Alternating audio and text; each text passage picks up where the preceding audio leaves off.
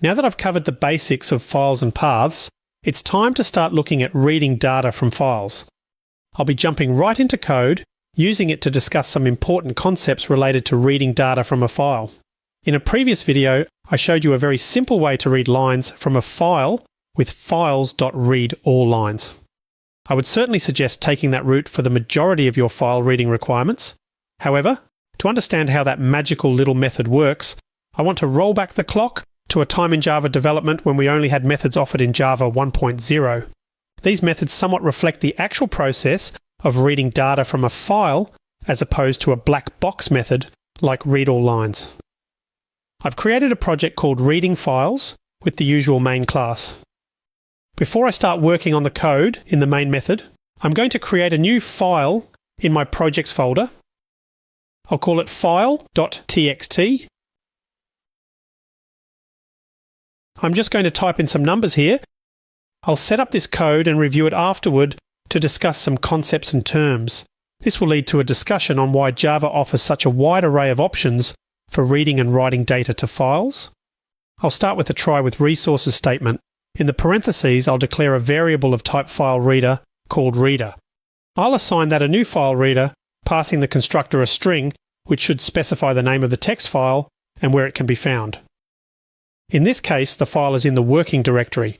The file reader is used to read text files, and it reads data by default, one integer at a time. An integer, you'll remember, is 4 bytes in Java. To read all the data from the file, I'll set up a while loop populating the data variable by assigning it the result of reader.read. This will run as long as data isn't -1. -1 meaning the end of the file has been reached. I'll print the data I get for each read. And probably no surprise, I need to do something with the IO exception, so I'll catch it and just print the stack trace. Before I even get into how this works, I'll just run it. There, you can see I get integers printed out between the values of 48 and 57. Maybe that's not what you expected to see. Why did we get that result? Remember that a character is represented in Java by an unsigned integer. If I want to see the character value, the number in this case, I can use the character wrapper to parse the int, or I can just cast data to a char, which I'll do here. Running that now, we should see the actual numbers as they exist in the file. I now get each character printed as I typed it in the file.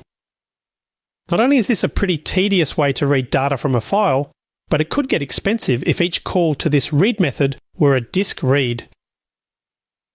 A disk read means something is physically or mechanically occurring on your hard disk to read that character from the file. This is expensive in terms of time and resource usage. Fortunately, Java provides ways to reduce the number of disk reads being done. It would be a lot more efficient to read many characters at a time. This would reduce the number of disk reads and make processing the information we get back a lot easier.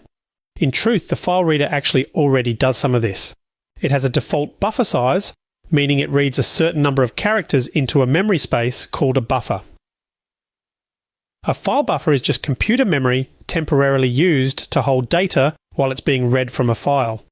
Its primary purpose is to improve the efficiency of data transfer and processing. It reduces the number of direct interactions, or disk reads, against the actual storage device. I can't override this buffer size with the file reader class, but later I'll be talking about another class that I can set the buffer size to something larger than the default. In this case, though we might be executing 11 character reads, only one of them, the first, was an actual disk read. The subsequent characters were a read from memory, or a buffered read. Java's API says the size of the buffer in the case of the file reader is implementation specific. This means it's based on the underlying operating system and other factors. You can read more than one character at a time and avoid the cast by passing a character array to the read method. In this case, I'll create a character array to hold 1000 characters. I can pass that variable to the read method. I'll create a string by passing it the block and the starting character and ending index. Remember, even though we specified 1000 characters, less might be read in if we reach the end of file. And that will certainly be true with our current input file. I'll replace this println statement with a printf statement. If I run this code with the current data in file.txt, I should get all my numbers printed at once. That worked. Next, I'll change file.txt's content. I'm going to paste some of the text from the United States Declaration of Independence into it. You can find this file in the resources section of this video. Let's run the program using this data. You'll see that this text was retrieved with only 2 reads. The first returned 1,000 characters, and the second was the remaining 648 characters. Let's talk about how a file reader actually works. Before I can do that, I have to introduce you to the input stream. An input stream is an abstract class representing an input stream of bytes. It represents a source of data and a common interface for reading that data. Input streams can return a byte stream or a character stream. One input stream you're already familiar with is system.in.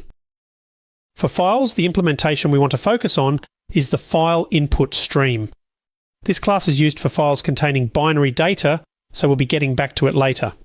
Using the read method on a file input stream is very inefficient because each read is a hard disk read. So if you're going to use a file input stream, you'll want to wrap it in a buffered input stream. Notice that almost all the read methods return byte arrays, or accept a byte array as a parameter. This is your hint that if you're reading from a text-based file, there are other options. This slide shows you the hierarchy of these streams and the methods they inherit from input stream. We've talked a lot about streams before this, but an input stream is not that kind of stream. It's a similar concept in that we get a stream of data in some kind of sequential way. However, an input stream can't be used in a stream pipeline without first transforming it. Readers read characters, as you can see from the methods on the abstract parent shown on this slide. An input stream reader is a bridge from byte streams to character streams.